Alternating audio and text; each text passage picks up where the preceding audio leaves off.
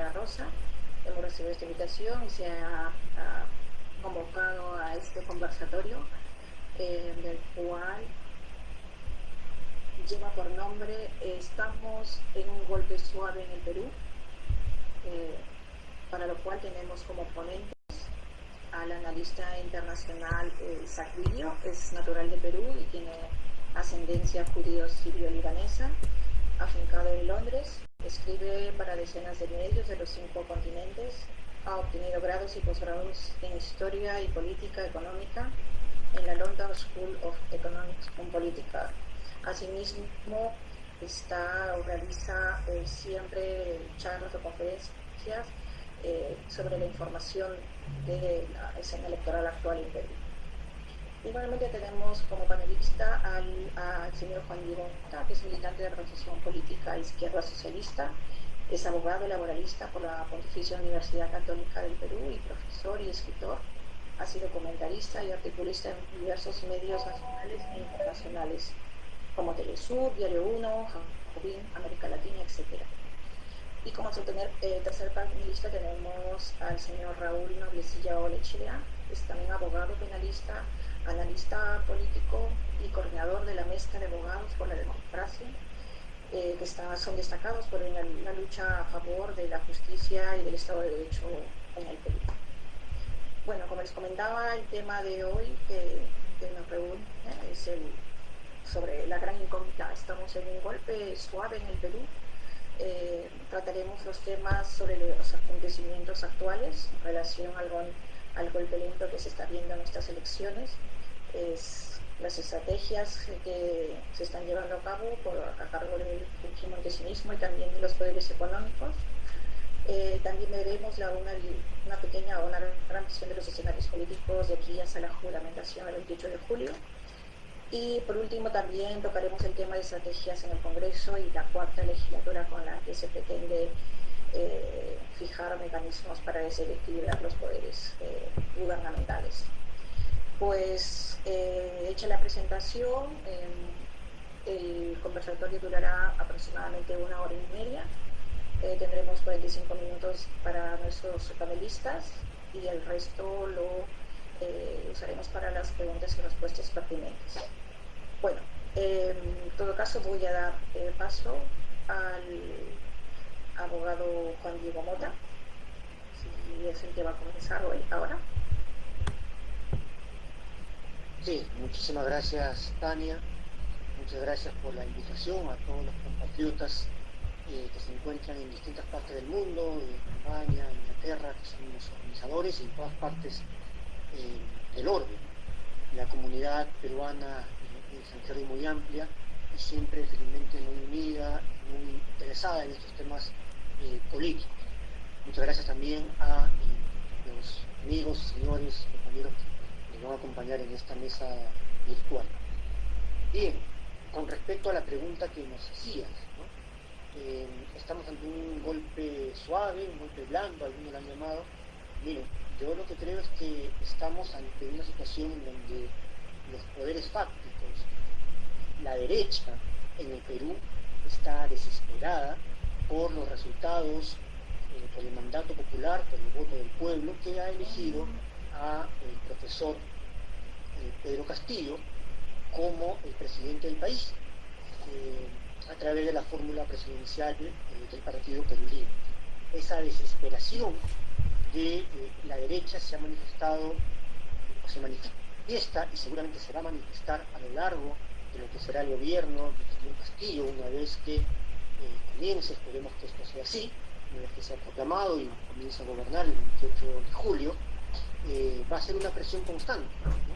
Ya sea a través de llamados a golpe de Estado, ya sea a través de mecanismos de vacancia, ya sea a través de los diversos mecanismos de presión política, económica, incluso pateando el tablero a la fuerza que la derecha y los poderes fácticos tengan a la mano. No obstante, creo que tenemos que señalar que la derecha, si algo ha demostrado en estos últimos años, recordemos que este periodo ha sido muy convulso, el periodo de gobierno que está cerrando, si algo ha demostrado es que es una derecha que no está unida, ¿no? bueno, siempre ha tenido distintas expresiones que corresponden, creo yo, a los distintos intereses económicos, ¿no?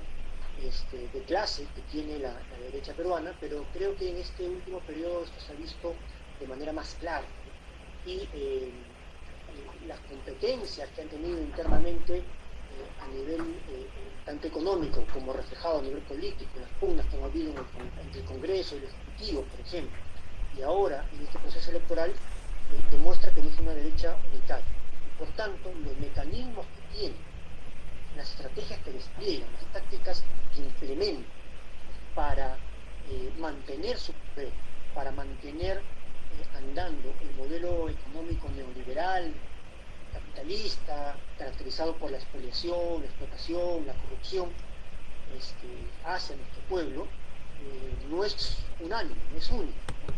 Son distintas las maneras de presión que ellos tienen.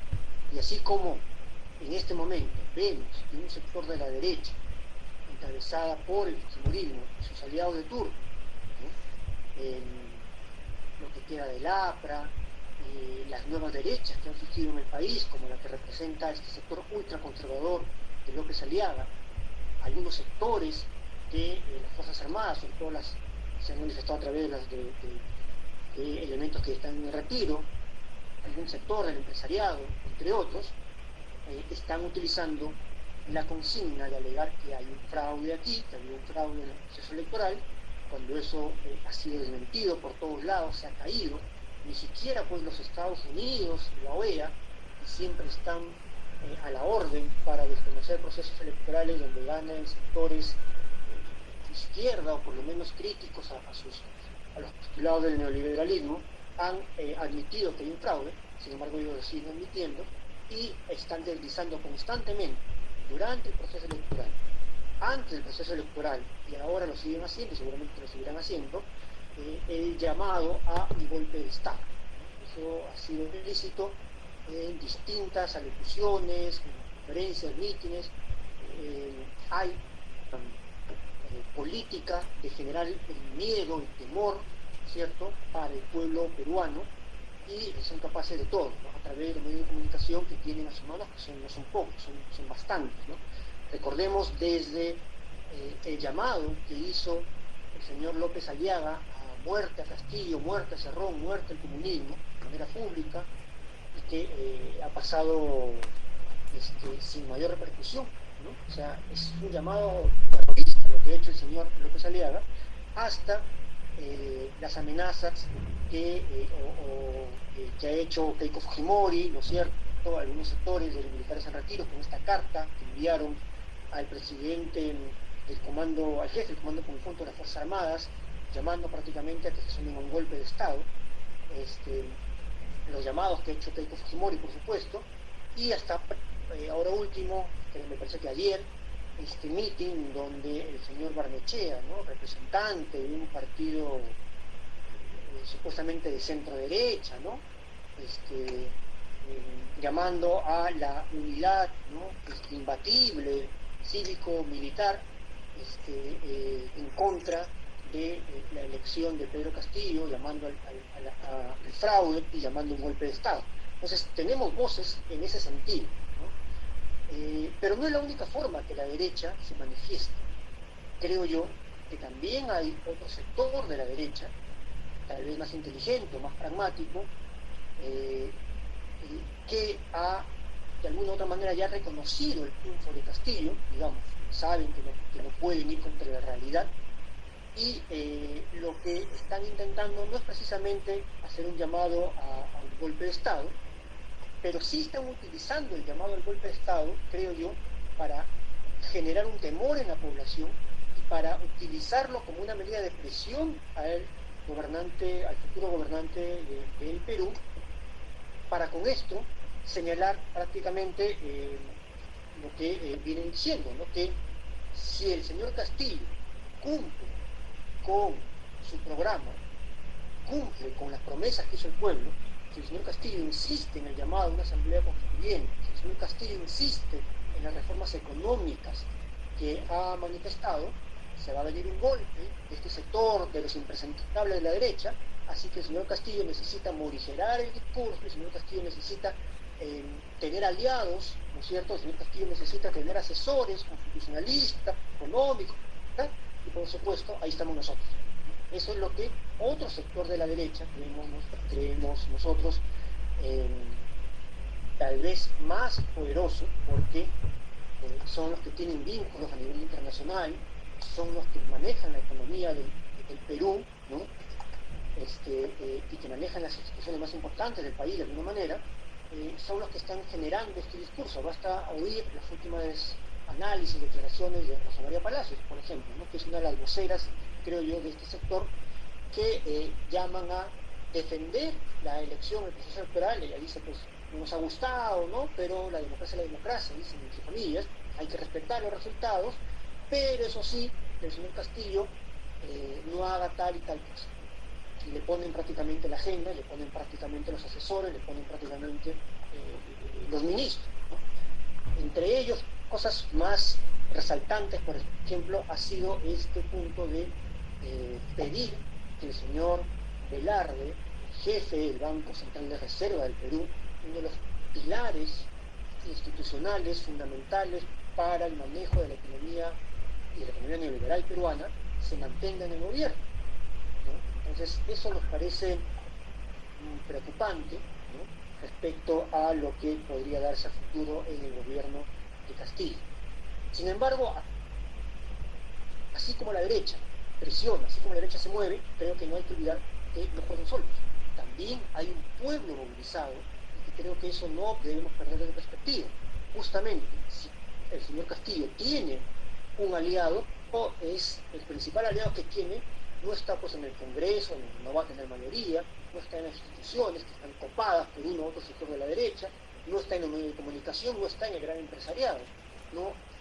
El gran respaldo que va a tener el señor Castillo si cumple su programa es en el pueblo movilizado, ese pueblo que desde el 6 de junio, ¿no es cierto?, empezó a movilizarse en las calles para defender el mandato popular, que está actualmente en las afueras del Jurado Nacional de Elecciones acampando, y al cual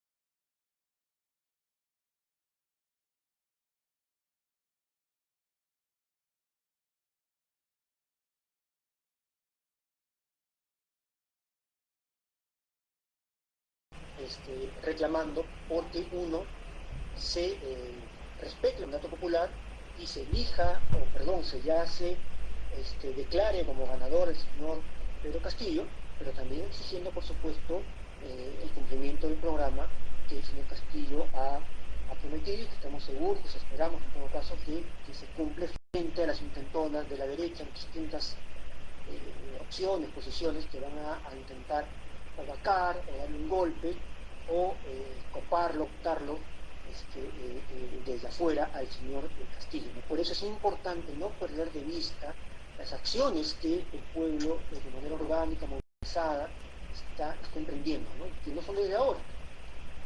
El triunfo de Castillo en última instancia representa todo ese descontento, ese de cambios profundos que el país requiere, que se manifestó y se ha venido manifestando en todas las movilizaciones y grandes hechos históricos en los últimos años en el país, ¿no? La lucha contra Conga, la lucha contra Peto Tía María, la lucha contra la ley Pilpín, etcétera, ¿no? Distintas manifestaciones de sindicatos, organizaciones campesinas, organizaciones sociales, juveniles, etcétera, han ido planteando, que en muchas de ellas está ya plasmado el programa de cambios que el Perú requiere, ¿cierto? Controla las grandes empresas transnacionales, ¿no es cierto?, una mejor distribución de la economía peruana, derechos laborales, y el tema finalmente de una nueva constitución con participación popular directamente. Entonces creo que eso, respecto a la pregunta que nos hacían, ¿estamos frente a un golpe suave? Bueno, sin duda, pero creo que lo que tenemos que hacer es prepararnos, porque si el señor Castillo cumple con su programa, esto va a continuar de manera permanente y solo el pueblo organizado sabrá dar una respuesta contundente frente a estas intenciones. Muchas gracias.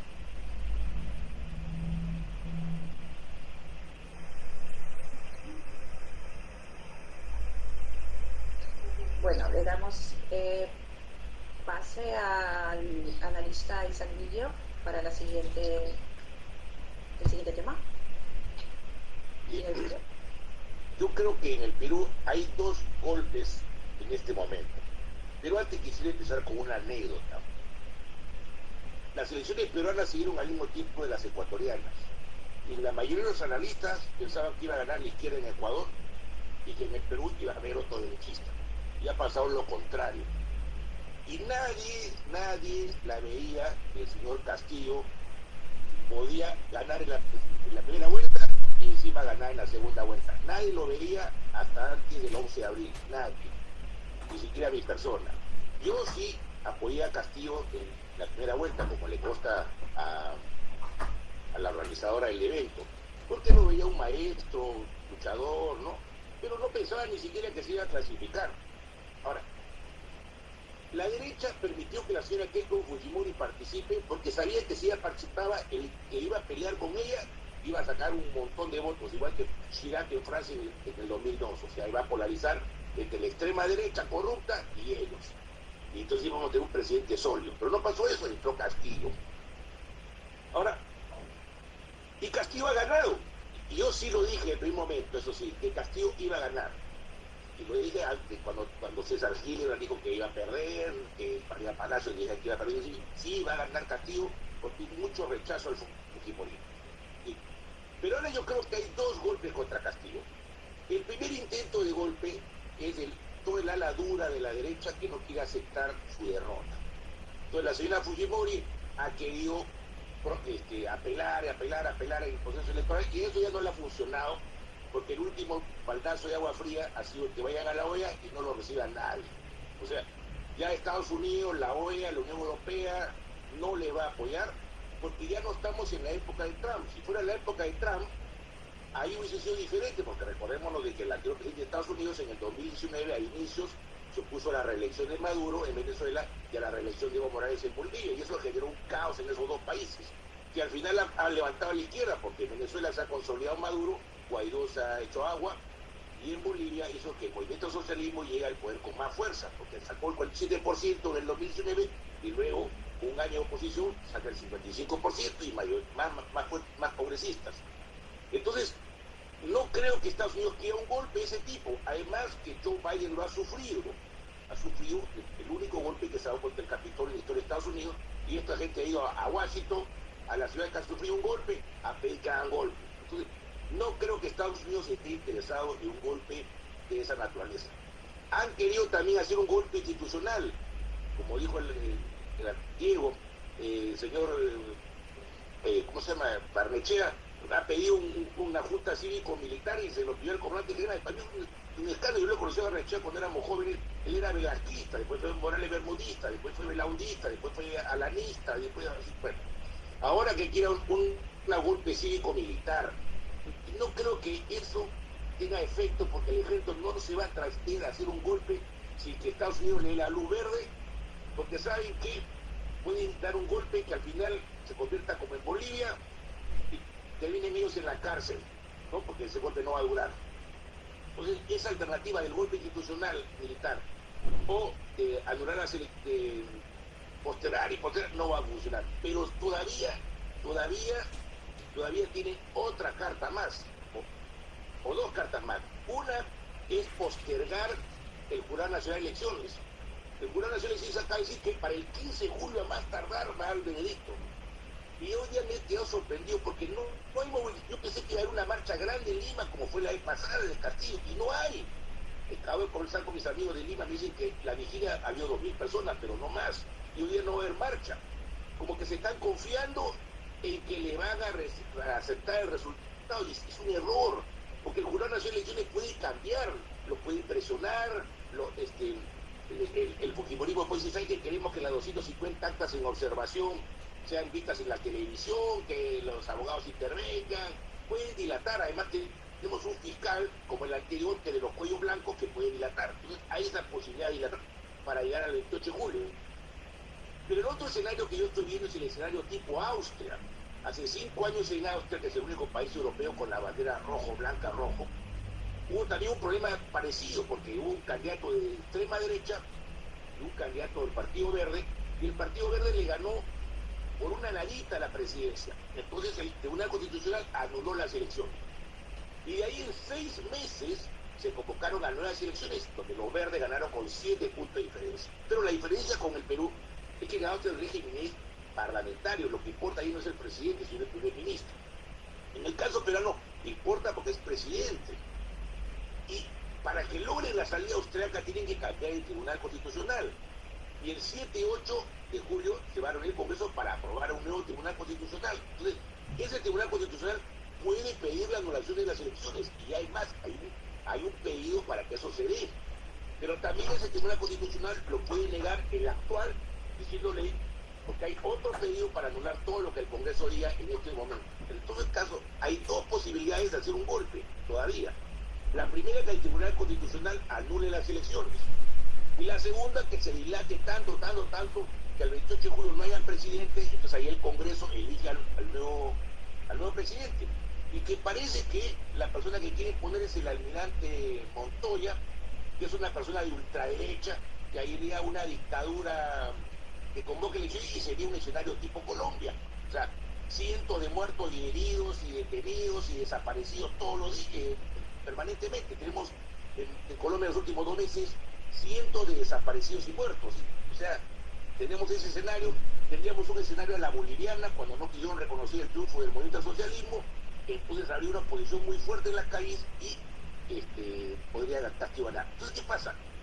Los 2 escenarios que plantea la derecha, en el sentido de evitar que Castillo llegue al poder ahora, a la postre van a ayudar a Castillo, porque si hay una salida austriaca, Castillo puede ganar como en Austria, con más fuerza. O si hay la salida a la boliviana, puede ganar igualito Castillo como el movimiento socialismo con más fuerza. Además puede polarizar tanto la cosa que van a levantar al movimiento de masas en el Perú. Entonces me parece que acá está viniendo otro golpe. El otro golpe no le dicen que se llama golpe, y simplemente no se habla de ese otro golpe. ¿Saben cuál es el otro golpe? El otro golpe es transformar a Castillo en otra cosa de lo que fue cuando fue electo. O sea, Castillo cuando fue candidato decía hay que abolir el Tribunal Constitucional, que los jueces sean electos, una asamblea constituyente con el 50-60% de sus delegados viniendo de los sindicatos, de las naciones barriales, campesinas, populares. El hombre, y nacionalización del gas, y el programa de Perú Libre plantea una serie de estatizaciones. Pero a medida que ha entrado la segunda vuelta, él se ha ido moderando, y ahora ha llegado a decir de que él va a respetar al presidente, creo que es Velarde, Julio Velarde, del Banco Central de Reserva, que es la misma persona que en el 2006, 7 de septiembre, encabeza la institución, hasta con 7 personas que se han declarado en la presidencia, y él va a mantener el sistema monetarista, y también ha dicho a través de Pedro Franque que no van a aumentar los impuestos de las grandes corporaciones, salvo las mineras.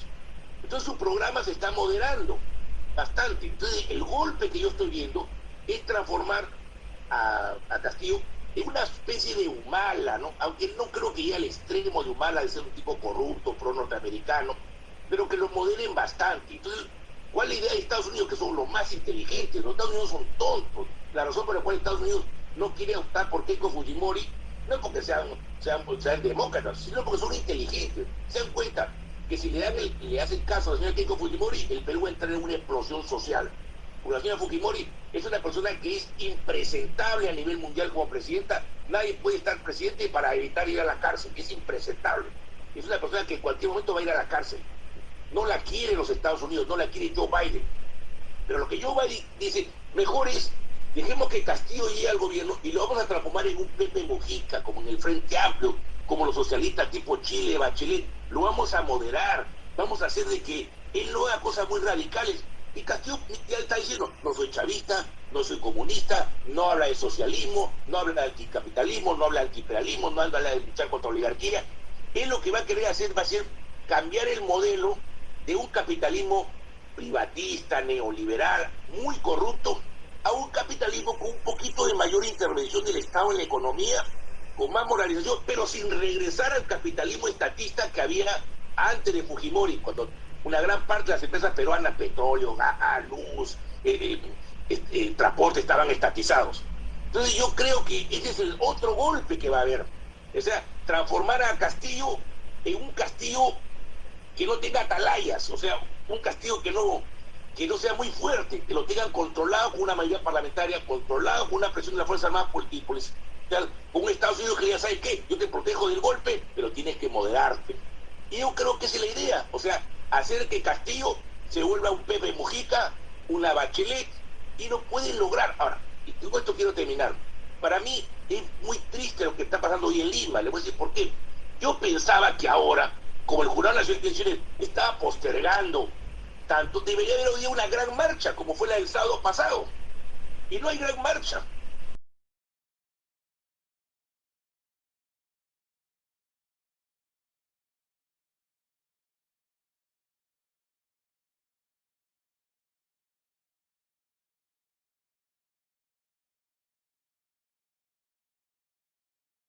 Y hacer una paralización para lograr que el Jurado Nacional se pronuncie de una vez.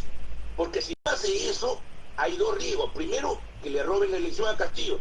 Y lo segundo, que cuando llegue al poder va a llegar maniatado. Entonces, hay un gran error que están cometiendo. Y además hay otro problema.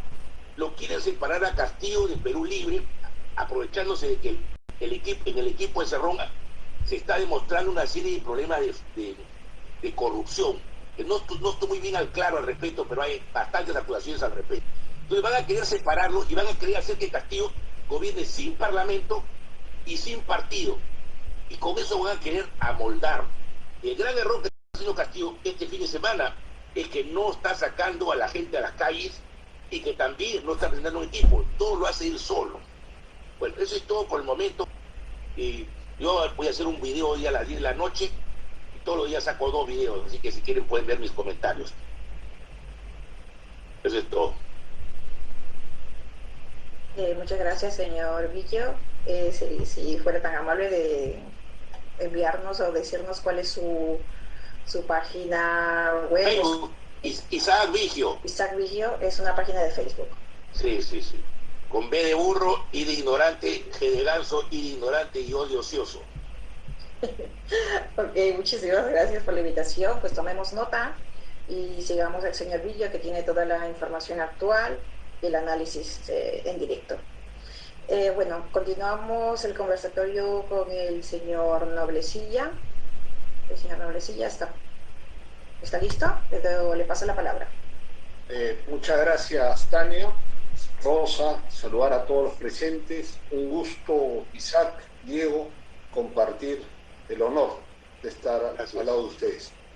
A mí me toca estar del otro lado del charco, ¿no? Me toca estar aquí en Lima, me toca de algún modo estar presenciando este golpe lento, ¿no? Esta cocción de paso a paso, donde se pretende golpear la democracia. Es el golpe, en realidad.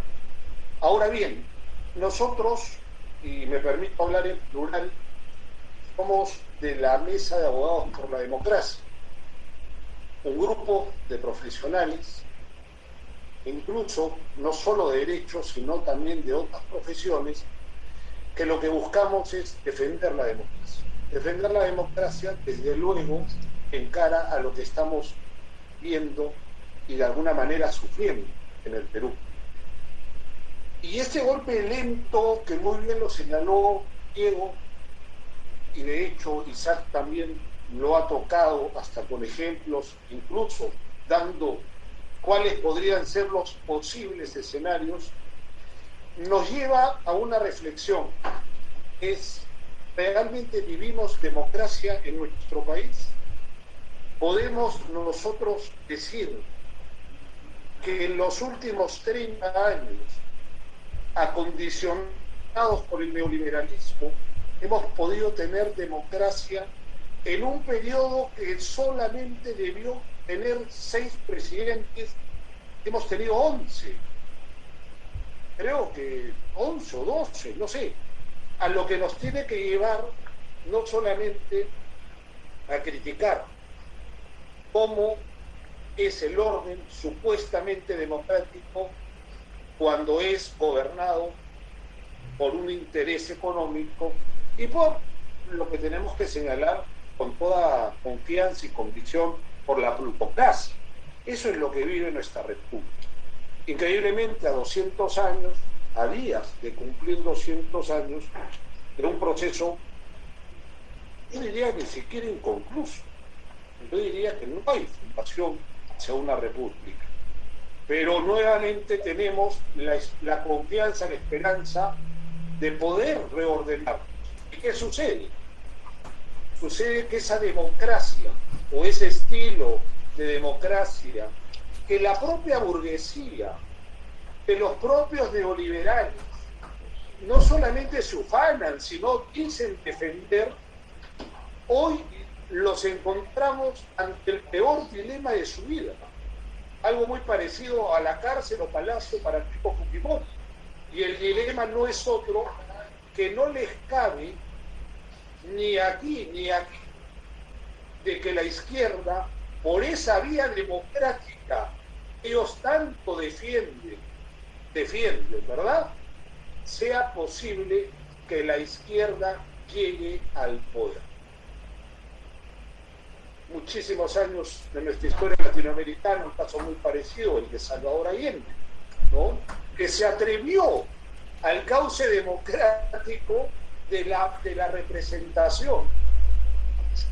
Y sabemos muy bien también cómo la derecha no solamente no lo dejó gobernar, sino lo asesinó literalmente, y asesinó al hermano pueblo de Chile, y asesinó a la República Chilena, pero casi 50 años tenemos en Chile un ejemplo que nos invita a seguir confiando en esa utopía, no a seguir caminando, como decía Galeano, ¿no? La utopía es eso que nunca vamos a llegar tal vez, pero que nos invita a caminar, y eso es lo que tenemos que hacer.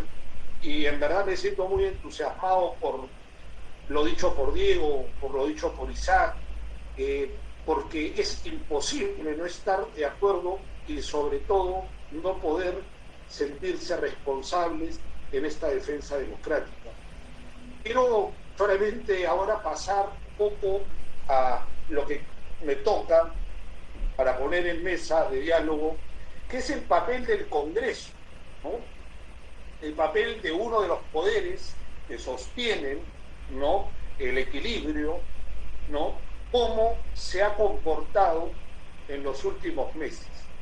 Y nuevamente tenemos un Congreso dominado por esta suerte, digamos, de gobierno plutocrático en nuestro país, de casta, ¿no?, en donde estos legisladores, gracias a Dios no es su inmensa mayoría, han intentado también ser los chefs, ¿verdad?, los cocineros de este proceso de calma o de golpe lento. ¿Y cómo? Usándose siempre o al límite o incluso traspasando la ley para condicionar, ¿verdad?, lo que para ellos tampoco es posible de aceptar, que un gobierno de izquierda llegue al gobierno o llegue al... y con un ideario que para ellos está escrito nada menos pues por Belcebú, por Lucifer o por cualquiera. Entonces, a lo que voy es cómo el Congreso, en poca voluntad, digamos, ciudadana, democrática, nacional, intentó y lo hizo forzar una cuarta legislatura, cambiando el reglamento, valiéndose de astucias en el fondo, para lograr ¿qué? Lograr en suma y en resumen, lograr echar candados ante dos posibilidades. La primera posibilidad es el deseo, no de los peruanos, gracias a Dios, o de la inmensa mayoría de los peruanos, sino el deseo de los grupos, son cancerberos del orden económico y por ende, pues, naturalmente, hacia la derecha, hacia el fascismo, intentaban ver qué hacemos con Keiko de presidenta, porque ellos sí pensaban que el fujimontesinismo iba a ganar. Ahora lo siguen intentando, pero bueno, vamos a dejar de lado eso. Entonces trataban de ver en esta legislatura, por ejemplo, cómo hacemos para que Keiko no la puedan, digamos, vacar. Estamos hablando de una delincuente, de la jefa de una organización criminal, lo cual lo saben sus propios, lo saben. Y entonces había una necesidad. Luego viene la figura impredecible para ellos, incalculada para ellos, del profesor Castillo. Y entonces nuevamente intentan crear incluso la bicameralidad, es decir, vamos a crear el Senado, vamos a volver ahí, digamos, una posición para desde ahí manejar el tema del BCR, el tema del Tribunal Constitucional. Vamos a ver también el tema de la confianza para evitar, ¿no?, digamos, o restarle posibilidades al Ejecutivo ante una, digamos, confrontación con su par el legislativo. Lo cual, Diego, Isaac, Dani y todos los que nos acompañan, no es otra cosa que un elemento más, ¿verdad? Que un elemento más de lo que Isaac y Diego también lo han dicho con mucha claridad, de intentar cuál camino o cuántas cartas puedo yo usar para que finalmente un golpe de Estado pueda servirme y lógicamente digamos, ponerle un cerco total a la posibilidad de que la izquierda, Pedro Castillo, Perú Libre, el progresismo, llegue justo en un momento increíble, ¿no? A 200 años, derrotando al fujimontesinismo, lo cual pues no nos da más que defender, lo cual nos obliga a una cerrada defensa a favor de la democracia, en independencia de posiciones ideológicas, en independencia si uno está más al corazón o más hacia el otro lado, en independencia. Esto es un tema de consolidación, no diría de consolidación democrática, porque todavía hay mucho que hacer ahí, pero sí de cerrar filas a la corrupción y al intento golpista. Yo me quedaría con eso, preocupado desde luego, yo creo que con la derecha, hay dos cosas y con esto termino. Siempre se nos dice, o se me ha dicho a la izquierda, que morimos con las botas puestas, y esto es una frase de Fidel, ¿no? Morir con las botas puestas. No dejemos de reconocer, porque no seríamos audaces y astutos en que la derecha también sabe morir con las botas puestas, con otro tipo de votos, por supuesto, las botas del egoísmo, las botas de la insolidaridad, las botas, digamos, de la explotación, pero defienden cabalmente sus intereses. Entonces, eso es lo que también Diego advertía al comienzo, ¿no? Que el gobierno del profesor Castillo, de la Fuerza Progresista, va a tener el tufo fascista y golpista acompañándolo durante los años que dure el gobierno. Muchas gracias.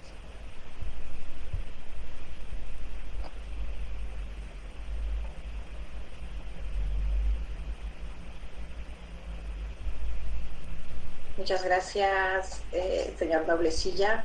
Muchísimas gracias, muy interesante su análisis. Bueno, creo que vamos a dar por finalizado la ronda de los panelistas y pasaríamos inmediatamente a las preguntas. Voy a soltar las preguntas porque ya, como tengo muchas, ya se me han ido. A ver, el que crea que pueda contestarlas, pues le cedo la palabra. Empezamos por aquí. ¿Cuál es el futuro del fujimorismo? Y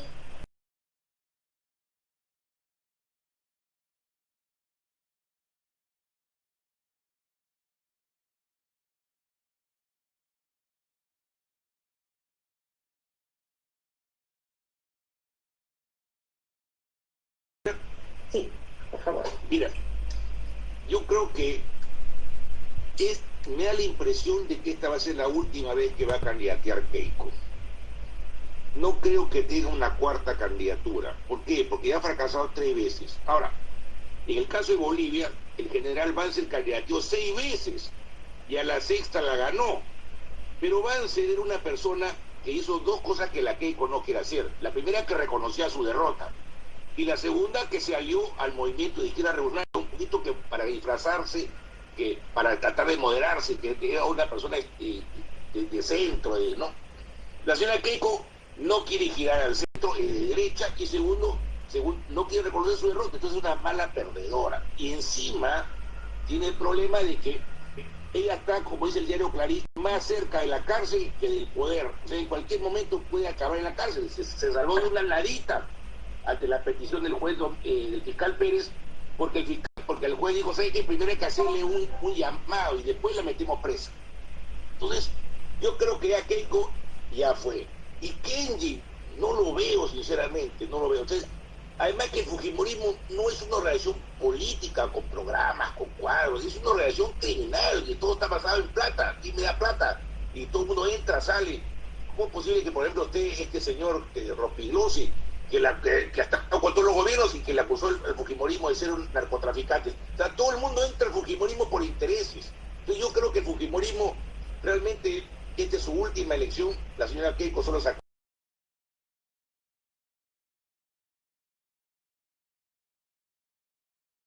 contra ella el sábado pasado, ahora viene interesante, entre ellos mismos se están acusando de fraude, porque miren, López Aliaga le acusa a la señora Keiko que le quitó su lugar para entrar a la segunda vuelta. La señora Lourdes Flores le acusa a Lapra, que está con López Aliaga, de que por culpa de Lapra no entró 2 veces a la segunda vuelta. El PPC, Lapra, Popular, acusan a Furi de golpista en el año 2000. Acción Popular y Lapra se acusan de golpe, de fraude en el 62-63. O sea, entre ellos mismos se están acusando. Creo que el fujimorismo la va a pasar muy mal. Entonces tendríamos que haber una nueva derecha. Tal vez López Aliaga con una derecha dura, pero la verdad que a Porqui no lo veo un cuadro muy fuerte. Lo veo que habla mucho de la palabra porquería. No lo veo un cuadro sólido, muchos insultos. Tal vez una alternativa sería el que no está saliendo ahora último, Hernando de Soto, que es un cuadro más claro, pero me parece que el fujimorismo ya no va a dar más, y se van a dividir además. En cuanto además que se ha desinflado, yo creo que la señora Keiko ya no más. Su manifestación del sábado, yo he visto la foto que ha puesto Canal N, y habían cientos, en el mejor caso 1000 personas, y el martes que llevaron a ir al Palacio de Justicia, literalmente había tanta gente como en un partido de fútbol, 22 personas más el árbitro y los jueces de línea, eso es todo lo que había. Bueno, en cuanto a que el señor Castillo pueda juramentar, no lo tengo muy seguro. Mira, yo he visto la carátula de Hildebrand y dice, es cuestión de tiempo, ya es prácticamente seguro, y me parece que Castillo se la está creyendo, ya cree que va a ser presidente.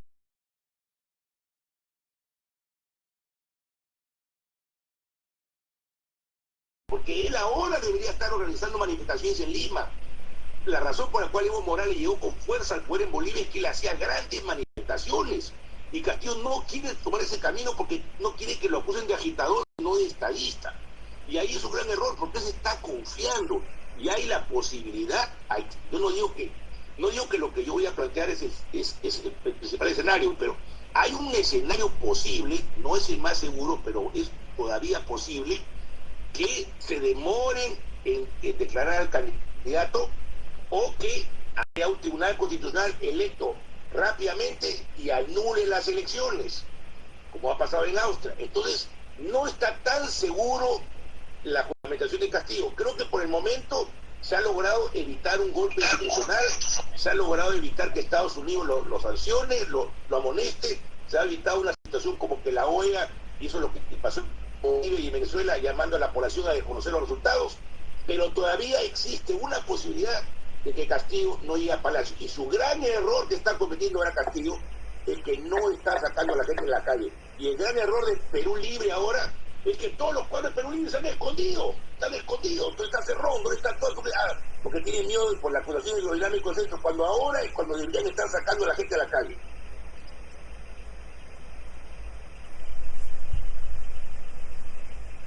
Sí, Sí. Tania, para complementar. A ver, ¿cuál es el futuro del fujimorismo? Estoy de acuerdo con lo que ha dicho Isabel, ¿no? Pero si me permiten hacer esta precisión. La derecha, y en el Perú en los últimos años eso se ha demostrado, no solo ahora en este proceso, sino ya desde antes, tiene distintos intereses, no son distintos sectores de clase, ¿no? La burguesía tiene sus conflictos económicos también, ¿no? Eso se evidenció claramente en el periodo anterior, donde no les importó llevar al país a una situación de crisis, no les importó llevar a su propio modelo económico, ¿no?, neoliberal, a una situación de crisis, cuando se enfrentaban entre el Ejecutivo y el Congreso. Es decir, ese sector de la derecha ultra, ¿no es cierto?, recalcitrante, vinculada a negocios ilícitos, ¿no es cierto?, vinculada a los sectores más oscuros de la corrupción, encabezada por Fujimori en alianza con el APRA, y en su momento en alianza con algunos sectores de las nuevas burguesías provincianas, ¿no?, Acuña y otros, hicieron una alianza, versus los sectores que estaban en el Ejecutivo, ¿no?, ya sea con Vizcarra o luego con Sagasti y antes con Kuczynski, que eran los sectores de la oligarquía más más limeña, ¿no? Los sectores de la oligarquía, de los grandes apellidos, los sectores de la oligarquía de siempre, ¿no? Y creo yo que esto es importante traerlo a la mesa, porque por más que estén enfrentados, hay un pacto silencioso. Es decir, el sector de la burguesía liberal, de la burguesía limeña, siempre va a necesitar a un matón de su lado para que ese matón haga el trabajo sucio que ellos no se atreven a hacer. Y ese matón justamente es el que le permite a ellos levantar el fantasma del golpe de Estado para asustar, y coincido con lo que han dicho acá mis colegas, creo que el señor Villo lo planteó muy bien, para asustar a Castillo, ¿no es cierto?, a través de todos los medios de comunicación, a través del fantasma, digo fantasma entre comillas, porque sabemos que en el Perú todo es posible, ¿no? Si bien es cierto, ahora se ha conjurado, por lo menos, la tentación hacia un golpe de Estado, en cualquier momento estos pueden bater el tablero. Pero creo que el mensaje es tener siempre a un sector de la ultraderecha asusando un golpe de Estado, para que luego el otro sector de la derecha se acerque a hablar al oído del señor Castillo, ¿no es cierto?, y a convencerlo para que se modere. Así es, exactamente, ¿no? Así es. Entonces, eso no es nuevo, ¿no? Eso es antiguo, siempre lo han hecho así, y no hay que caer en ese juego, justamente. Entonces, si no es Fujimori, porque efectivamente ya la candidata que como tal ya está quemada, ¿no es cierto?, pero la análisis solamente por persona, ¿no? O sea, porque si analizamos a los Fujimori, vamos a terminar haciendo un análisis de crónica roja, pues, de farándula, ¿no?, que para eso dan esos personajes, ¿no? Pero hay otros, pues, más atrás, ¿no?, como ya lo han señalado, ¿no? El mismo López Aliaga, es un cuadro menor, pero ahí está, ¿no es cierto? Y hay otros más, ¿no? Ahora le levantaba ahí cabeza el señor Barrenechea, ¿no? Hay otro, el mismo de Soto, aunque ahí también juega el tema de la edad, y el señor Soto va a tener 80, creo, ¿no? Entonces, la derecha está complicada, no tiene cuadros para levantar, pero los puede crear, ¿no? O puede poner a algunos, ¿no es cierto?, como perfil bajo, que incluso hasta se acerquen a Castillo. Por eso es peligroso cuando la derecha se acerca a Castillo. Acuérdense a Salaverry ahora apoyando a Castillo, ¿no? Ese sujeto es peligroso, ha trabajado con el fujimorismo, entonces puede ser la carta joven, no él u otros, moderna de la derecha, ¿no?, que está de acuerdo con algunas cosas que dice Castillo, pero con otras no, entonces jugar a ese tipo de cosas. Entonces, yo no veo futuro en el fujimorismo, pero sí veo futuro en un sector minoritario, pero que tenga un discurso fascistoide, porque hay intereses en ese sentido, ¿no? Y hay la necesidad de la derecha más grande, de la derecha que está más consolidada, ¿no?, de utilizar siempre al garrote ahí para asustar, ¿no? Pero más allá de eso, creo que el temor que ellos utilizan, ¿no?, tiene que ser también conjurado, pues, por el pueblo y por sus líderes. Entonces, el señor Castillo, y también coincido con lo que se ha dicho, tiene que estar claro en eso. El único aliado sólido que tiene Castillo es el pueblo. No son aliados los liberales, sean de derecha o de izquierda, ¿no? Los liberales, ojo, esos sectores liberales pueden apoyarlo momentáneamente, pero no lo van a seguir hasta el final. Lo único que lo van a seguir hasta el final por un programa de cambios es el pueblo, que siempre se ha manifestado dispuesto a salir a las calles. Pero si no hay alguien que dé la cara, ¿no es cierto?, y llame a la movilización, eso no va a funcionar. Entonces también coincido, por ejemplo, en este tema que se ha anunciado para el 6, un paro nacional, yo no veo, pues, por ejemplo, la CGTP que esté asumiendo ese liderazgo, ¿no?, que debería. Yo no veo al SUTE que esté asumiendo ese liderazgo. Yo no he escuchado a los partidos políticos de izquierda, ¿no es cierto?, que estén asumiendo eso. Creo que tendríamos que llamar a esa movilización popular, llamar a ese paro, sumarnos a eso, no solamente por el tema de en contra de las maniobras que está haciendo la derecha corrupta, como el Jurado Nacional de Elecciones u otros, sino para dar el respaldo al programa de cambios. Acá lo que se ha votado, lo que el pueblo ha votado, es un programa de cambios. Acá lo que el pueblo ha votado es por una nueva asamblea constituyente. Y creo que allí, con esto quiero cerrar, está la clave del tema. O sea, si solamente vamos a dejar que se enfrenten dos partidos, ¿no es cierto?, dos equipos en el partido, cuando sabemos que el árbitro no está a nuestro favor y la cancha está inclinada, vamos a perder. Lo que tenemos que hacer es abrir la tribuna para que baje la tribuna a jugar el partido. Esa es la única garantía de poder ganar el partido. Y esa tribuna se abre planteando un proceso popular de una asamblea constituyente, una asamblea popular constituyente. Ya la derecha, que está ahorita apoyando a Castillo, me refiero a esos sectores como el de Rosa María Palacio, hay que escuchar lo que ha dicho Rosa María Palacio último, ¿no? Ella dice: cuidado, señor Castillo, ¿no?, usted no puede estar hablando de asamblea constituyente, no puede estar diciendo que el Congreso lo va a hacer, no puede mucho menos estar pidiendo que se junten firmas, ¿no es cierto?, para el referéndum, para la asamblea constituyente, etcétera, etcétera, porque el artículo 206 de la Constitución lo prohíbe y eso va a ser una infracción constitucional y lo van a vacar. Y usted no tiene apoyo en el Congreso. Bueno, entonces prácticamente le están diciendo qué es lo que tiene que hacer y qué es lo que no tiene que hacer. Si el señor Castillo se come eso, ¿no?, si entramos en miedo y temor y decimos: uy, no, para que no nos digan radicales, para que no nos dejen fuera del juego, vamos a seguir lo que ellos nos aconsejan, estamos perdidos. La única alternativa, creo y insisto, es convocar vía consulta popular un referéndum, ¿no? El artículo 31 y 32 de la Constitución sí lo permiten, insisto, sí, jurídicamente sí es posible, ¿no? Seguramente uno lo decía, estará de acuerdo. O sea, sí es posible convocar a una asamblea constituyente, más allá del camino que nos quiere plantear la derecha, con participación popular, juntando las firmas, y que esa asamblea constituyente no solo participe en los partidos políticos de siempre, porque si van a participar los partidos políticos de siempre también estamos fregados, ¿no es cierto?, porque van a hacer lo mismo de siempre. Hay que plantear en el referéndum la pregunta adecuada que permita que sean las organizaciones sociales, como dijo el propio candidato Castillo en la primera vuelta, quienes participen en esa asamblea constituyente, porque esa es la única garantía de que el pueblo haga suya la victoria y la defienda hasta el final. Además, que sería garantía de tener una nueva Carta Magna, ¿no es cierto?, que desinstale todo el tilgrado del modelo neoliberal y empecemos los peruanos a escribir nuestro propio futuro. Esto se ha podido hacer en otros países, Venezuela, Ecuador, Bolivia, y ahora último, Chile. O sea, Chile, el modelo del país modelo del régimen neoliberal, ¿no es cierto?, demostró que sí es posible, incluso en un contexto de pandemia, ¿no es cierto?, un contexto de crisis, plantear esto de la Asamblea Constituyente con participación del pueblo. Porque acuérdense ahí que el porcentaje más grande de asambleístas elegidos han sido de las organizaciones sociales sin partido. Simplemente reunían algunos requisitos de un número de firmas mínimos y se postulaban. Ustedes, por ejemplo, como colectivo de peruanos con el extranjero, bajo esa lógica, podrían participar sin necesidad de un partido, ¿no? Y así los sindicatos, así las organizaciones campesinas, así los ronderos, así los maestros, así los jóvenes, así las organizaciones barriales, así las, no sé, pues, ¿no?, los ecologistas, las feministas, todos los sectores sociales que deseen participar.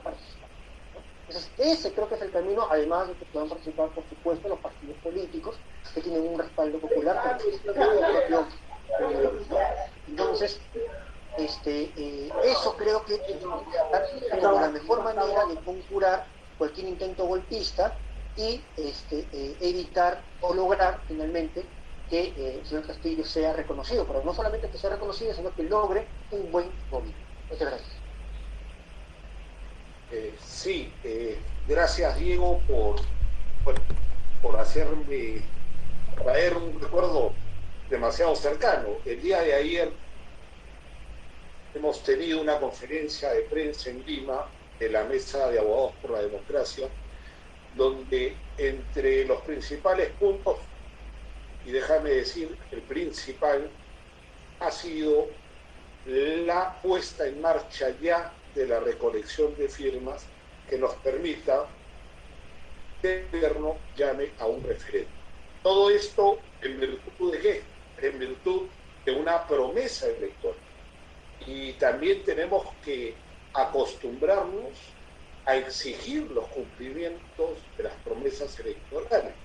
En este caso, no solamente ha sido una promesa del candidato Pedro Castillo, hoy ya presidente de hecho constitucional de la República, o pronto presidente, sino también de la misma fuerza de JP Nuevo Perú, que a través de la candidata Verónica Mendoza también estaba dentro de sus lineamientos de campaña, pero no pues con una suerte de vamos a hablar esto para captar votos, sino la necesidad de una nueva constitución, una constitución, como bien lo dice Diego, que nos tiene que permitir acompañar el cambio, porque es imposible poder aspirar a cambios si somos democráticos y nos regimos, ¿no?, pues, por la ley y por la Constitución, si es que no encontramos una Constitución acorde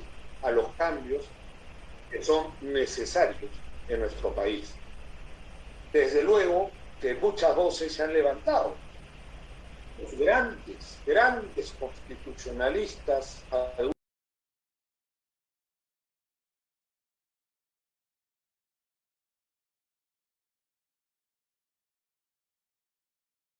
Constitución solamente prevé tal o cual camino. Situación pues totalmente absurda, totalmente fuera, digamos, de cualquier entendimiento de razón. ¿Quién no sabe que el soberano es el pueblo? ¿Quién no sabe que no puede haber una ley rígida? Toda ley es flexible, hasta la propia Constitución es flexible. Pero ¿quién es finalmente el encargado de ordenar su historia? Es el soberano, es el pueblo, que con su poder se constituye y con su poder puede hacer literalmente lo que le dé la gana, literalmente. Entonces estos grandes abogados constitucionalistas, ¿no?, presos de sus ideas y presos de sus conveniencias, no tratan de desinformar. Segundo, el proceso de referéndum es puramente democrático, consiguiendo los 2,5 millones de firmas como mínimo, que es lo que la propia Constitución te obliga. Pero no para que con esos 2,5 millones de firmas, como quieren hacer confundir, ya con eso tienes el camino libre. No, señor. Miren qué democrático es este camino, que luego el presidente tiene que llamar a referéndum. Y luego tendrá el soberano la posibilidad de decir si quiero o no quiero una asamblea constituyente. Recién ahí, positivamente y patrióticamente, se tendría que convocar a esta asamblea constituyente, en donde nuevamente se votará para ver quiénes la van a integrar. Es decir, qué camino más puro y más democrático que este. Y qué derecha tan fascista y autoritaria, que no solamente le niega el poder al soberano, sino que intenta confundir, ¿verdad?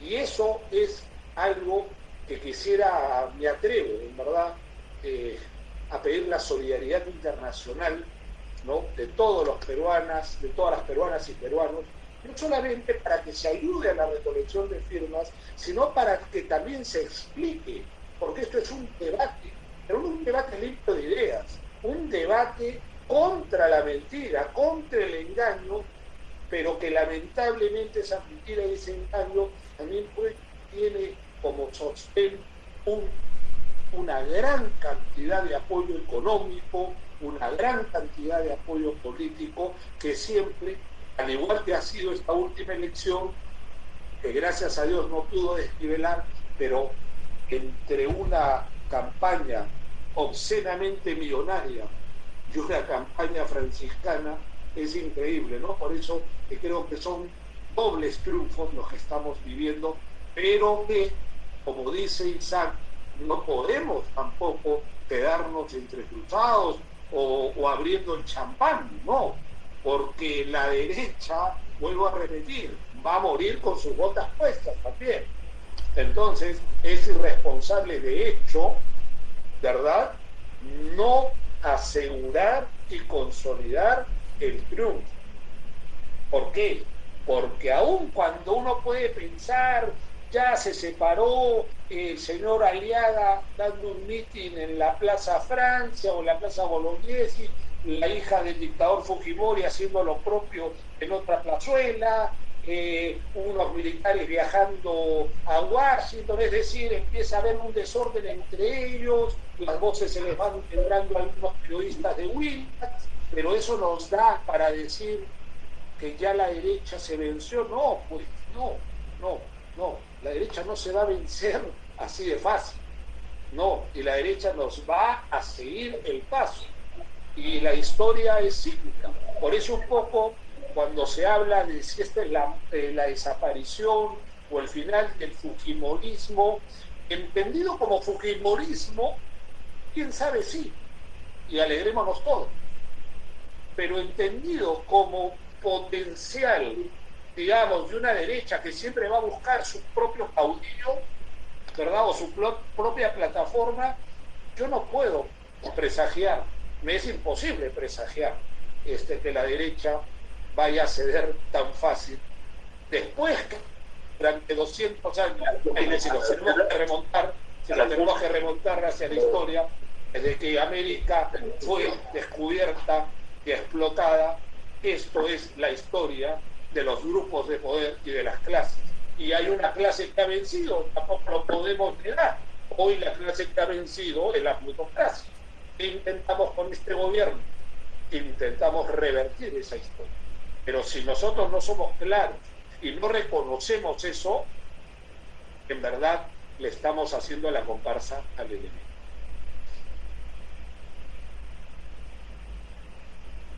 Muchísimas gracias, abogado Noblecilla. Muy interesante entre los tres, no sabéis, tenía como 10 preguntas, pero ya con todo este manifiesto ya prácticamente hemos un poco acabado con todas ellas, pero igual voy a lanzar una siguiente pregunta, y además tenemos aquí también pendiente a nuestros participantes que también están levantando la mano. Suelto una pregunta que cogimos del Facebook. ¿Qué medidas debería adoptar la izquierda de Castillo y su alianza con los demás frentes de izquierda para garantizar la gobernabilidad en este siguiente periodo? Es otra pregunta. Dime, ¿por qué no pones toda la pregunta de un solo golpe? Porque ya nos queda poco tiempo. Sí, bueno, continúo con la siguiente. Mucho se habla del comunismo y del temor que genera Perú Libre. ¿Se llegará a ver medidas extremas como las expropiaciones en la época de Velasco? Se habla de una segunda reforma agraria. ¿En qué se basan esas propuestas? ¿Son factibles? ¿Se pueden realizar? Luego tenemos cómo la prensa, los medios, por ejemplo el Grupo Comercio, han podido activar este golpe blando. Y luego, si tenéis alguna opinión o queréis hacer un comentario acerca de la actuación del presidente Sagasti, ¿no?, en este entresijo cuando han tenido la presión para también poderse integrar en este golpe, ¿no? ¿Cuál fue su actuación? Y luego también quería, la gente pregunta mucho sobre los Vladiaudios, Vladimensajes. Si nos podéis comentar hasta qué punto Montesinos, ¿no?, sigue aún llevando la batuta de los poderes por detrás. Bueno, lanzadas unas cuantas. Bueno, ya que nadie quiere, yo voy a lanzarme primero. En primer lugar, sobre Vladimiro, definitivamente este señor, a pesar de que está en canasta, para hablar en criollo, puede hacer lo que le da la gana. Mira, justamente hoy quiero hacer un homenaje a un preso que está acá en Inglaterra, que es Julian Assange, que hoy día cumple 50 años. Y a él no lo dejan comunicarse con nadie. Lo tienen totalmente destrozado al señor. Y él es ecuatoriano por pasaporte, y la embajada ecuatoriana se lo dejó, que le dejó extrañar gente, se lo agarre y lo tienen enfermo. Él no se comunica con nadie. Imagínense que Assange se pudiese comunicar, ya sabríamos el origen de la pandemia, de varias guerras, él estaría espiando a Montesinos, pero no lo dejan. ¿Y qué diferencia? En cambio el señor Montesinos hace lo que le da la gana, prácticamente está manejando el país desde la cárcel con todos los teléfonos celulares que quieran. Para mí está claro que el fujimorismo existe como una organización criminal y que Fujimori papá y Montesinos siguen manejando el partido, definitivamente. Coquello y todos ellos son instrumentos. Entonces, lo que hay que hacer, me parece, que es poner a Fujimori y a Montesinos en una cárcel de alta seguridad, que no esté bajo la naval, ¿no? Que no esté bajo la naval y que realmente lo neutralice. Bueno, el otro lugar, el comercio ha cambiado, muy interesante, porque el comercio controla el 80% de la prensa escrita. Eso es un monopolio. Yo no conozco ningún otro país del mundo, por lo menos que se reclame democrático, donde toda la prensa escrita esté controlada por un solo grupo. Yo he trabajado en prácticamente todos los periódicos del Grupo Comercio, porque he trabajado con Correo, con Comercio, Perú Libre, etc. Ahora, el comercio inicialmente era el principal sostén de Keiko Fujimori. Ojo, primero el comercio la liquidó a Keiko Fujimori en la anterior elección. Y después quiso cambiar de opinión, pero ya la gente estaba con todo lo que el comercio había dicho, que era narco, dictadora, pues. Y ahora, como Estados Unidos le ha cuadrado al comercio, le ha dicho que, ¿sabes qué? Nosotros estamos con Joe Biden no es Trump, y nosotros sí estamos dispuestos a trabajar con el señor Castillo, porque queremos que Castillo sea una nueva Bachelet, o un nuevo Pepe Mujica, o un nuevo Lula. Entonces, el comercio empezó a cambiar, y ya el domingo pasado sacó un editorial que ya basta, y que ya es hora de reconocer al presidente. Entonces el comercio ya está cambiando, además que le han metido un juicio para disolver su alianza con Correo, pero parece que lo han perdido en primera instancia. Sí. El otro punto que me hace es el del comunismo. Bueno, yo le digo una cosa muy clara. El señor Pedro Castillo, lo dije desde la primera vuelta, no es, ni ha sido, ni será comunista. Él ha sido un militante de Perú Posible, el partido de derecha o el centro derecha de Alejandro Toledo, que ha sido presidente en el 2001 al 2006. No tiene formación marxista, no es una persona muy teórica. Nunca le he escuchado la palabra socialismo en uno de sus discursos, o anticapitalismo, o antioligarquía, o antiimperialismo. Castillo no tiene un programa radical. Él no plantea ni siquiera, como Alan García, estatizar la banca, o plantea no pagar la deuda externa, o pagar la deuda externa con una pequeña parte de las importaciones o el Producto Nacional Bruto. No plantea volver a las reformas que hizo Velasco, no plantea estatizar empresas. Básicamente su programa de Castillo es mantener un capitalismo con mayor inversión del Estado en la economía, en la salud, tal vez nacionalizar el gas y más moralización. Yo le diría sinceramente, para mí Boris Johnson, el conservador, está a la izquierda del programa de Castillo. Me van a disculpar, porque acá en Inglaterra, y creo que también pasa lo mismo en Alemania, tenemos seguro médico gratuito, colegios gratuitos de alta calidad, salarios altos, que eso no lo ofrece Castillo, o no lo puede ofrecer. Por ejemplo, en su programa de la pandemia, él no está planteando, por ejemplo, que las clínicas sean intervenidas para que a los pobres puedan recibir tratamiento gratuito, que eso sí lo ha hecho el gobierno de derecha de Irlanda. O sea, el programa de Castillo no es un programa muy radical, es un programa de izquierda moderada. Eso hay que decirlo claramente. Castillo no es ningún radical, es mucho más moderado que Barrantes, clarísimo, ¿ya? Bueno, y no es comunista, no es, ni ha sido, ni será comunista. Otra cosa es el señor Vladimir Cerrón, pero la verdad es que no es lo mismo Cerrón que Castillo, porque Vladimir Cerrón tiene una característica: él tiene un partido muy pequeño y él quiere levantar su partido poniendo candidatos de otra fila. Primero lo puso a Lima, a Belmont, y Ricardo Belmont Casinelli ha sido el alcalde de Lima en el primer quinquenio de Fujimori. Él se reclama anticomunista, es un hombre de derecha. Entonces, que un partido que se llame marxista, leninista, marxista, ponga un candidato de derecha o anticomunista, habla de que no es un partido marxista muy clásico, que digamos, no es un partido muy extraño para reclamarse marxista, ¿no? Y además no es un partido Perú Libre, realmente no es, ¿no? Y yo creo que el Perú Libre va a tener muchos problemas, porque me llama también muchísimo la atención que si yo hubiese ganado una elección, si soy secretario general del partido, estaría todos los días en la televisión. Y yo no lo veo a Cerrón en la televisión todos los días, no veo a su secretario de organización, no lo veo, porque están escondidos porque tienen un juicio.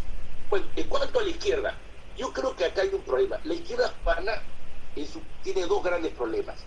La primera, que la mayor parte de la izquierda se ha derechizado tanto, que realmente dan pena. Mira, Rospigliosi, que era de la Alianza Rural de Izquierda, creo que él era de Vanguardia Revolucionaria. Gino Costa, que era el secretario general de la Federación de Estudiantes de la Católica, que era el PKR, y tantos otros más, se han vuelto muy derechistas. Otros se han vuelto lo que llaman caviares, personas que lo único que quieren son puestos públicos. Entonces la izquierda de los años 70, 80 prácticamente ha muerto, y se dio lo menos da vergüenza, porque se ha vuelto electorero, ya no sabe ni qué cosa hacer.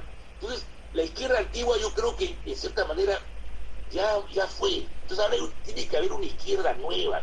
Y lo que estoy viendo, por lo que me cuentan mis amigos de Perú, no sé si Raúl me podrá decir esto correcto o no, porque yo no estoy en Lima, ellos me dicen que en las manifestaciones de Pedro Castillo no se ven los antiguos cuadros de la izquierda, todos son gente nueva, que recién aparece en política. La base de Castillo son los maestros que son políticamente vírgenes, inclusive sin mucha formación teórica. Y yo creo que va a haber un nuevo tipo de izquierda en el Perú. Yo creo que la clave no es tanto coordinar con los partidos de la izquierda activa, porque todos los partidos de izquierda son muy pequeños en el Perú, realmente son muy pequeños. La clave va a ser levantar organizaciones sociales, campesinas, indígenas, laborales, sindicatos, hacerlo fuerte. Y justamente algo que lo levantaría es hacer un buen paro nacional con una buena jornada de lucha este día 6. Y me parece inadmisible que hoy día no haya habido una movilización en Lima, que este fin de semana no haya movilizaciones en todas las provincias, y que el 6 de julio no se sabe muy bien si va a haber o no va a haber un paro, no se sabe, porque uno dice que va a haber paro. Hoy día, por ejemplo, había un volante que decía que lo van a proclamar oficialmente a Castillo. Dije, ¿qué es? Si el jurado nacional no lo va a hacer, se va a tener Castillo a hacer como Venezuela en Guaidó, se va a proclamar presidente en una plaza. No lo está haciendo. Entonces, yo creo que lo que va a hacer que se surja un nuevo movimiento en el Perú son que las masas tomen las calles, tomen la iniciativa, y de ahí tiene que surgir un nuevo tipo de izquierda. Bueno, eso es todo por ahora. No sé si voy a volver a hablar, pero quiero decirles que a la gente que quiere escuchar mis videos, yo saco 2 videos todos los días, pueden ver en mi Facebook Isabisla, uno ya tiene millones de vistas, así que si me ayudan a compartirlo, mucho mejor. Nada más. Gracias. Y Sara, hiciste, solamente no voy a ocupar mucho tiempo, me hiciste referencia, sí, o sea, aquí en Lima lo que se está viviendo en el Perú es un poco la falta de capacidad de respuesta, y esa falta de capacidad de respuesta tiene mucho que ver también con la falta de consolidación o solidificación de los partidos políticos, que si los hay, sí los hay, pero lógico que los hay bajo un contexto de 30 años de neoliberalismo, que los partidos, sobre todo con ideas progresistas, pues son más esfuerzo que realidad, ¿verdad? Aún cuando podemos hablar de que algunos tienen inscripción, otros no, pero valgan verdades, los partidos en nuestro país son convertidos pues como locales de alquiler, ¿no? O sea, ven y arma tu fiesta acá y yo me voy a mantener. Es una situación que debe ser cambiada, por supuesto, porque la democracia no debe estar sostenida por caudillos. Eso es uno de nuestros grandes problemas en Perú, en América Latina. El propósito de siempre emocionarnos ante la figura, digamos, mesiánica del caudillo de turno y ese seguimiento. Y aquí en el Perú los hemos tenido, ¿no? Y los hemos tenido, creo que en exceso. Y de alguna manera, pues, le hemos perdido la perspectiva de lo que es el partido político, que tendría que ser el fundamento, el pilar de la democracia. El partido lo es todo. La otra vez, conversando un poco con un periodista en Lima, me hacía la pregunta, pero Raúl, ¿quién ha ganado? ¿Ha ganado Castillo o ha ganado Perú Libre? Entonces, no sé, o sea, no quería entrar en una polémica porque ya también el tiempo nos alcanzaba y se me ocurrió tratar de simplificar como un ejemplo. Ha ganado un caballo de carrera, el mejor caballo de carrera con el mejor jinete. Pero han tenido que complementarse. Entonces no resultaría justo decir que el triunfo es de Pedro Castillo, desconociendo desde luego que hay un trabajo también de plataforma política, como que tampoco sería justo decir, porque el caballo de carrera no gana solo, necesita de un buen jinete, pero el buen jinete tampoco va a ganar con un burro, ¿verdad? Me dejo entender. Entonces, eso es un poco lo que también tenemos que ir apostando nosotros. Esto, somos un país apolítico, el ánimo político en el Perú es de los más bajos en América Latina, y esto tiene que ver y con que nos hayan gobernado con la forma como nos han gobernado, ¿no? Somos de alguna manera de conciencia, hasta yo diría entre todos, una suerte de reacción siempre, ¿no? Preferimos que todo se mantenga a veces igual, ¿no? Tenemos mucho pánico al cambio, pero más allá de eso, me sumo a la crítica que hace Isaac, y desde luego digo, de que aquí en el Perú lo que vamos a tener o lo que podemos aspirar es a una nueva izquierda, sí, desde luego, como todo en la vida, siempre hay un progreso, pero lo que tenemos que entender es que sea la nueva o la vieja o lo que sea, los problemas son los que se tienen que solucionar. Los problemas que la derecha o el neoliberalismo no solamente no lo ha hecho, sino no le ha dado la gana de hacerlo, hoy le toca hacerlo. Gracias. Bueno, para Diego, sí, faltabas tú. Sí, gracias, Tania. No, para ir cerrando, ¿no? lo que han dicho y las preguntas que han planteado. Mira, yo vivo en Carabalí, ¿verdad? Está en Lima, Lima Norte, como norte. Y ¿qué te puedo decir, ¿no? A partir de vivir en este pedazo del Perú, ¿no? Acá en Caraballo, en la elección, cuando candidateó Ollanta-Humala, fue el único distrito donde Ollanta-Humala a nivel de Lima ganó. Luego, cuando hubo la campaña por el Frente Amplio, ¿no? En su momento con Verónica Mendoza, ¿cierto?, que quedó en tercer lugar, fue el segundo distrito con el porcentaje de votación más alto a favor del Frente Amplio. Entonces, Lima siempre es un estandarte de la derecha, lamentablemente, porque vivimos años pues de una política que ha sembrado la ignorancia, el miedo, el temor en nuestro pueblo y en Lima sobre todo, ¿no? Hay años además de una política de consumismo, de ignorancia, de miedo, ¿no? Y de asistencialismo además, muy profundo en la política, tanto de derecha como de izquierda. Eso hay que reconocerlo. Pero algo hay, ¿no es cierto?, de organización social. Yo pertenezco también a un frente de defensa acá en el distrito, ¿no? Trato de estar organizado siempre. Y acá, por ejemplo, antes de todo esto, el año pasado, conformamos un comité impulsor por la Asamblea Popular Constituyente, de repente muy pequeñito, ¿no?, pero de distintas fuerzas del distrito. Y justamente lo que planteábamos, antes de que aparezca Castillo el libro en las elecciones, era la necesidad, ¿no es cierto?, de tener una nueva constitución, pero que parta de las necesidades de la gente común y corriente en torno a salud, por ejemplo, ¿no?, que se han evidenciado, en torno a esta pandemia, terrible pandemia que hemos vivido, en torno a la educación, en torno a la economía, etc. Y que sea construida por las propias organizaciones sociales, de base, en los mercados, en los barrios, en los sindicatos, en los centros de estudio. Entonces, si tenemos esa mirada de una cosa chiquitita,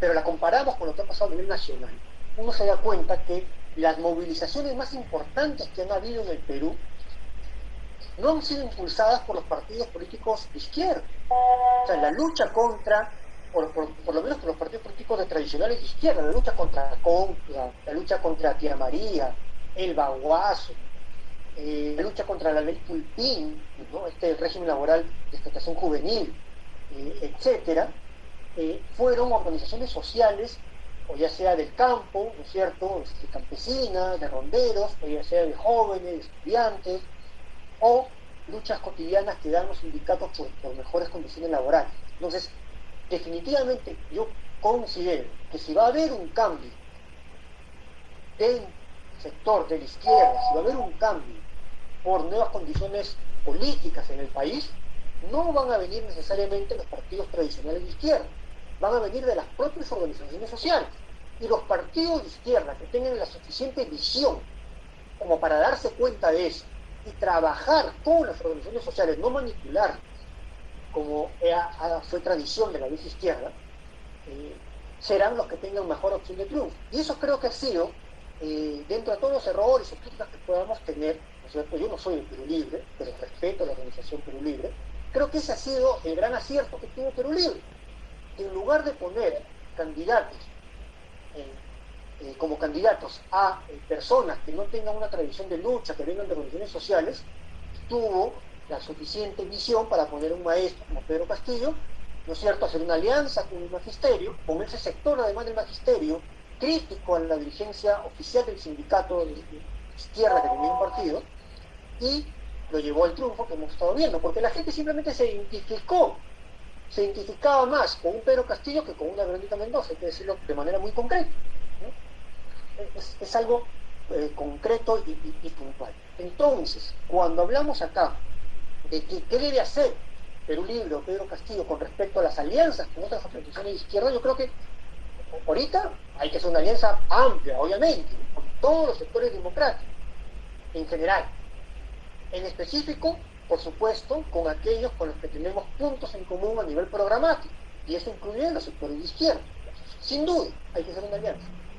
Pero lo que no se puede plantear es querer venir siendo de una alianza, siendo un invitado, a querer imponer una agenda.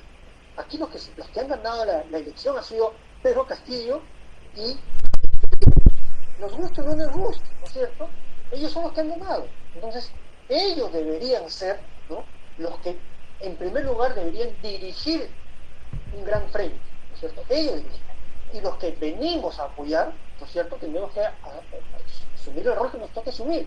No podemos venir a apoyar y decirle qué es lo que tienes que hacer, porque eso demuestra, por un lado, primero, un menosprecio, ¿no?, de la izquierda limeña, mesocrática, intelectual, hacia una izquierda popular, etcétera, que viene de abajo.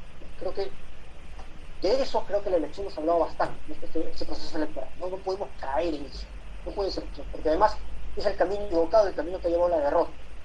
Fíjense, Juntos por el Perú, ¿no? El Nuevo Perú cometió el error, que digo de manera fraterna, autocrítica, por supuesto, porque para eso estamos, para conversar, de que en su campaña, en su gobierno, más bien se intentó tirarse hacia el centro. ¿Y eso qué hizo? Que no a las justas pasaran la valla electoral, ¿no?, de votos válidos. Si vemos los votos reales es menos del 5%, 3, 4%, ¿no? Entonces es poquísimo. Entonces con eso no vamos a pretender dar límite, ¿no? Por tanto, tenemos que hacer una alianza amplia en todos los sectores, yo estoy de acuerdo, tiene que estar ahí todos los sectores de la izquierda, en eso es correcto, cada quien aportando en lo que mejor le toque, pero hay que darle, ¿no es cierto?, la conducción, a quienes tenemos que darle la conducción, primero. Segundo, no va a servir de nada si esas alianzas solamente se generan entre cascarones. Tenemos que impulsar la organización social, tenemos que dejar que las organizaciones sociales de base sean las que participen en esta alianza y no colgarnos del triunfo, buscar cómo nos acomodamos para sacar algún provecho personal. Eso es un error que tarde o temprano llevaría a la derrota, al fracaso. Una derrota, un fracaso más en el pueblo peruano es gravísimo, sería terrible, más la coyuntura de la pandemia, etcétera, la crisis que estamos viviendo. Entonces, ahí vuelvo a insistir que la necesidad de unir esfuerzos en un proceso de recolección de firmas, en una discusión de qué tipo de constitución queremos, en abrir ese tema de una asamblea popular constituyente con participación ciudadana, es la clave justamente para destrabar todo este tema, ¿no es cierto?, en el que estamos viviendo en este momento. Y ahí todos son bienvenidos, pero sabiendo reconocerle, por supuesto, cada quien su lugar.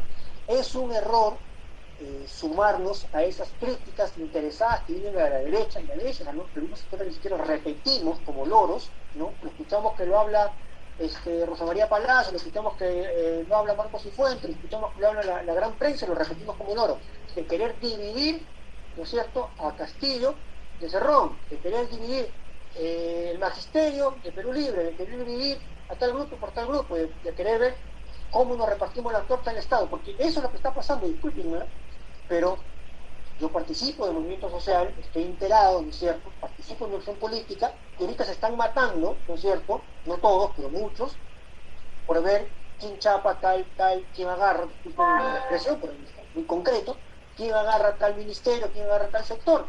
Cuando ya hemos visto, y nuestros compañeros en la mesa lo han explicado muy bien, que todavía la batalla no se ha ganado. Es como el partido de ayer, ¿no es cierto? Ya estábamos ganando 3-2, pensamos que todo estaba listo, nos expulsan a un jugador, los empatan y de suerte que hemos ganado. Entonces, no se ha terminado el partido. No estamos todavía, además, si así nos declaren, ¿no es cierto?, a Pedro Castillo, habremos ganado el gobierno. Pero tener el poder es otra cosa. Tener el poder es otra cosa. Entonces, eso no hay que olvidarlo. Justamente para dar un pasito hacia eso, movilización ciudadana, organización de abajo hacia arriba, convocar lo que ya han dicho, ¿no es cierto?, manifestaciones, un paro, ¿no es cierto?, y la convocatoria de la Asamblea Popular Constituyente para definir nuevas reglas de juego que posibiliten que el pueblo gobierne. Muchas gracias. Gracias, Diego. Muy interesante, las respuestas han estado muy acertadas. Yo creo que estamos todos muy contentos, estamos aclarando muchísimas cosas y sí es verdad, ¿no? El juego de poder, la organización de los movimientos, todo esto tiene que venir acompañado del compromiso de la gente, ¿no?, si quiere el verdadero cambio. Bueno, creo que vamos a empezar ahora con las preguntas del público, no sé si tenéis todavía tiempo. Paso la voz a Iván Valcárcel, que tiene la mano arriba.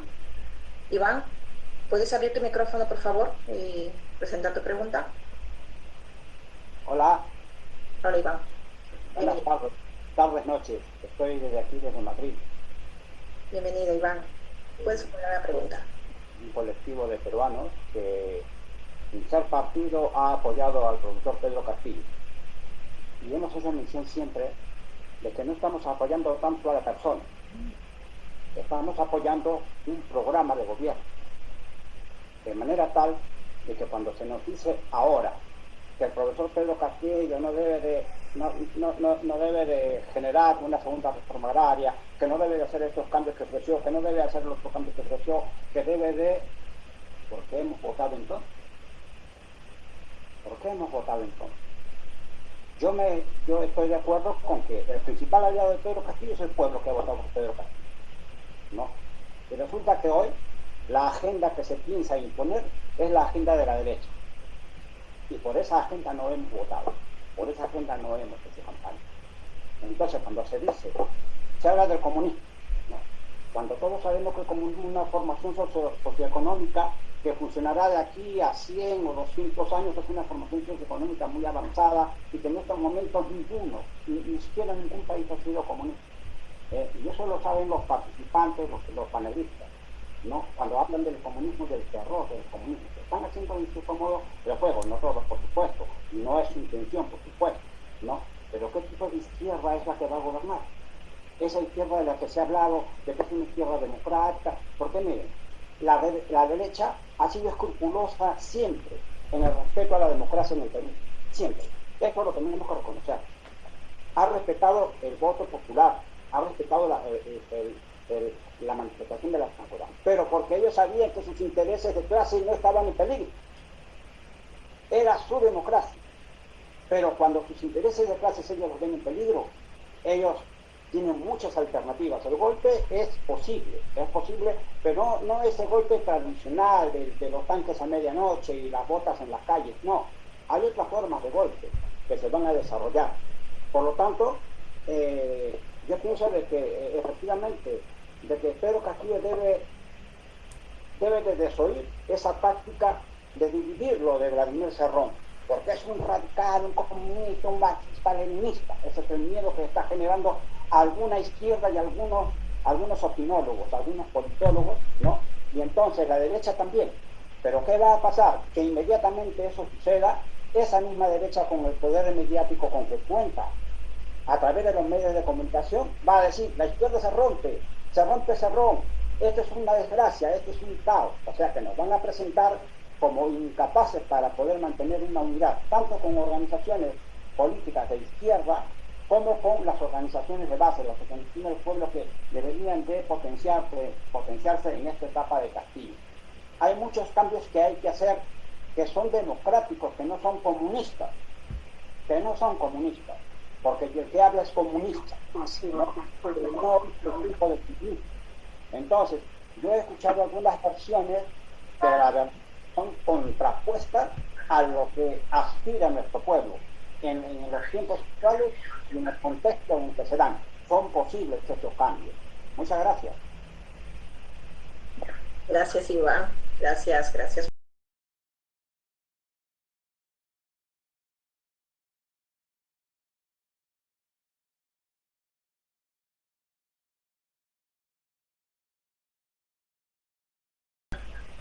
Nuestro compañero de Montpellier, Francia, puedes plantear la pregunta, compañero. Sí, bueno.